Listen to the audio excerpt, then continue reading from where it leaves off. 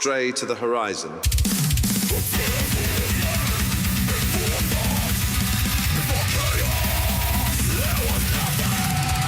The Never Extinguishing Flame.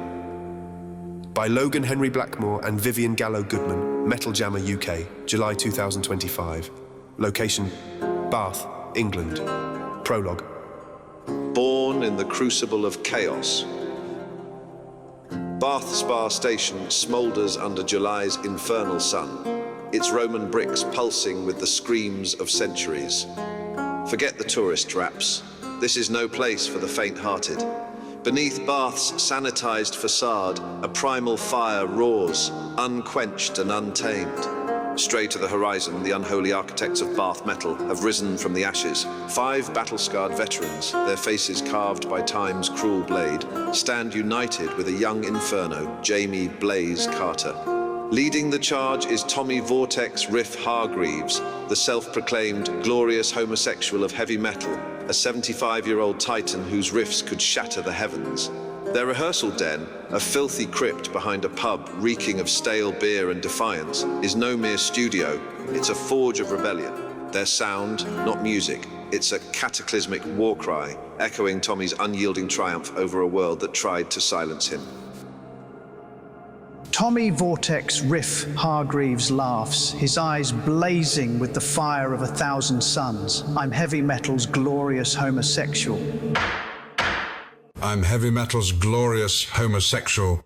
At 75, he's not just a survivor, he's a conqueror. In 1975, he was the outcast, a gay man in a hostile metal scene. Today, Stray to the Horizon carries his flame, a 75-year-old titan tearing down time's walls with Ante Omnia. His victory, a middle finger to every doubter, hater, and homophobe who tried to bury him.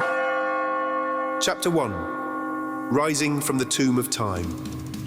It's been nearly 50 years of silence, resistance, and survival. Why did you choose this exact moment to rise again, and why with this much fury? I started this in 75. They tried to bury us, but we're louder now. I'm not local, I never was. And that's exactly why I survived. Alive, angry, they locked us out, we smashed the gate. Our 81 demo was out of time. You know, we didn't chase trends, we carved truth. I joined in 2023. Their fire hit me like a sledgehammer. Our riffs were stolen, our name erased. We're back to claim it. We shape metal, but credit went elsewhere. You've hinted at having your sound stolen and softened by others. When you hear your riffs echoed in younger bands, do you feel robbed or validated? They softened our edges, posed for cameras. We bled for every note. Festival bands play our 80s riffs, our name gone. They cashed in on our riffs, we bled. Being erased by the industry could have crushed anyone. What kept you alive and burning through decades of obscurity? Soul-crushing. 5 at gigs, cheated in bars. Tommy Hargreaves' fire kept us going. Venues wanted current. We were the pulse. 50 years of pain gave us meaning. The rehearsal room pulses with dust and heat, a temple of raw defiance. Paul massages his knees, Richard tweaks synths, Jamie paces like a caged beast. Tommy Vortex Riff Hargreaves strums, a 75-year-old warlord commanding his legion. No polish, just a ritual of blood and steel. Backstage, Tommy Vortex Riff Hargreaves tosses a pick at Paul, a glint of mischief in his eyes, his 75-year-old defiance burning brighter than ever. And the universe kept pretending it never heard that.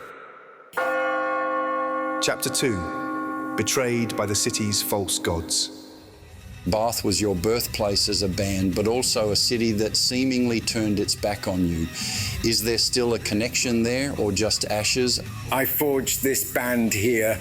Bath had soul, tough pubs, metal walls. Now it's yoga and indie pop. It turned its back. Home, but it abandoned us. Hardened into wellness festivals. Fringe had chaos, now it's acoustic duos. 50 years of anger in 12 tracks. I felt the shift, industry sanitized it.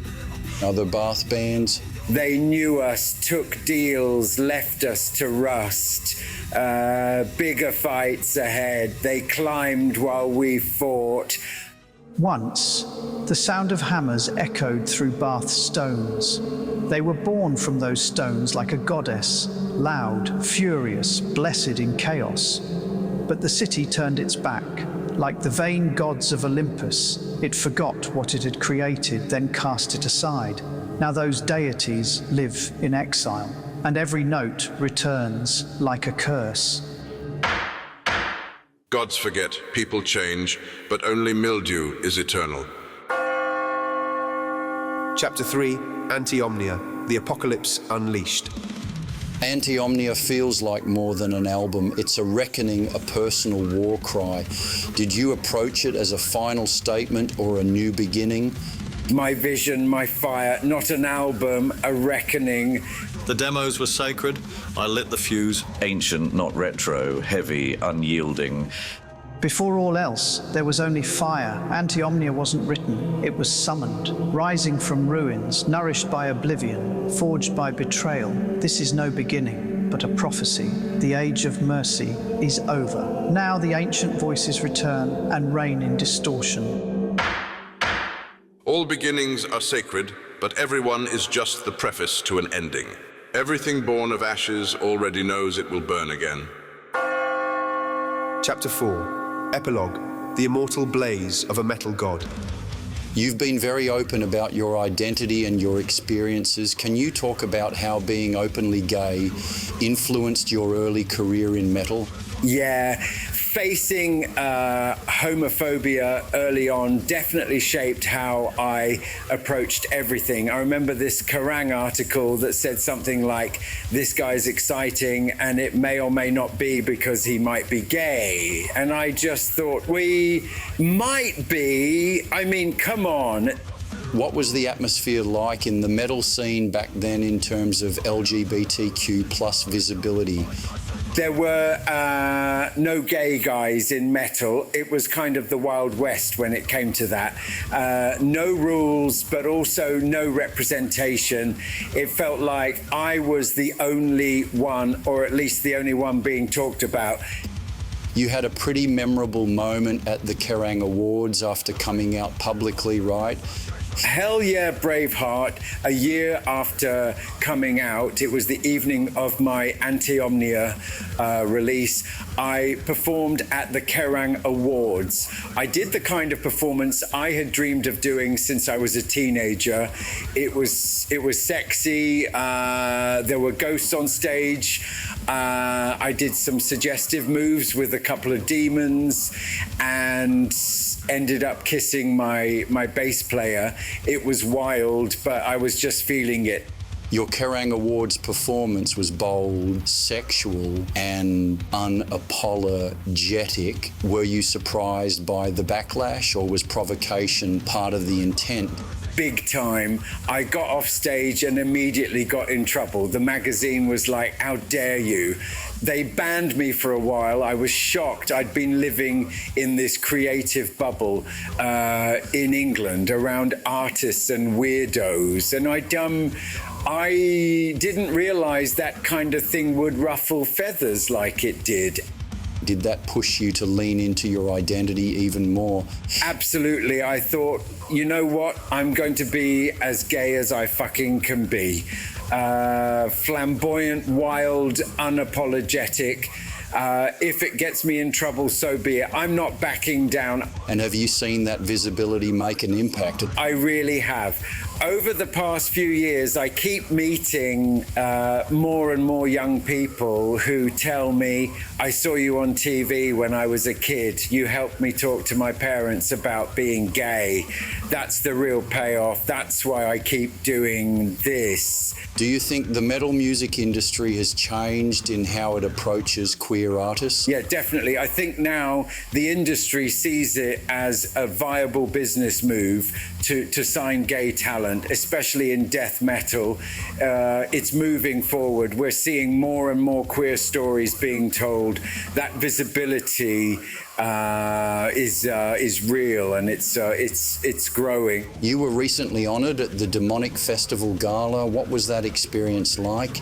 That was surreal, honey. I was honoured by Mark Almond, who also stars with me in Hatteras, this wild coming-of-age drama set in the 70s and 80s about a teen boy with gay dads, sharing that moment with Mark. And with other honorees like Rob Halford, Elton John, Holly Johnson, Jimmy Somerville, Boy George, Neil Patrick Harris, Morrissey, Mike Doyle, Brett Anderson, Luke Evans, and Gal, Christian Eyvind Espadal from Gorgoroth. It was just incredible to be counted among those names, people who've pushed boundaries for decades. It meant a lot.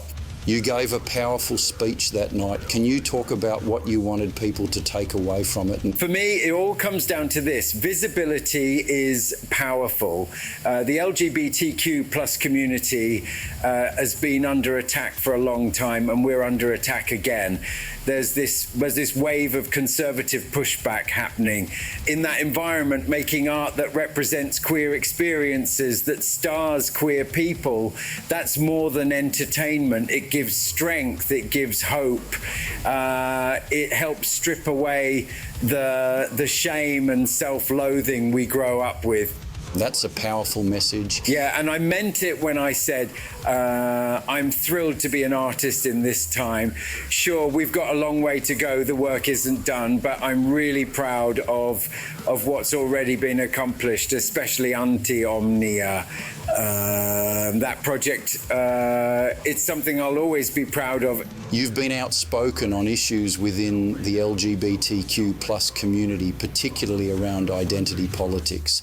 Can you explain your perspective? Sure. I've said before, I don't support modern LGBTQ plus identity politics. I honestly don't think it's helped anyone.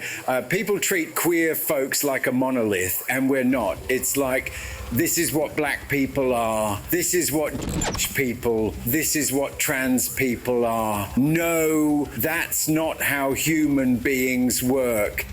What do you think people get wrong when talking about identity? Everybody is diverse because nobody is like anybody else. So if you're starting from the idea that everyone in a group is the same, you're already wrong. Nobody chooses their eye color or how big their penis is. We don't choose what we are, and yet people want to wrap everyone into neat categories.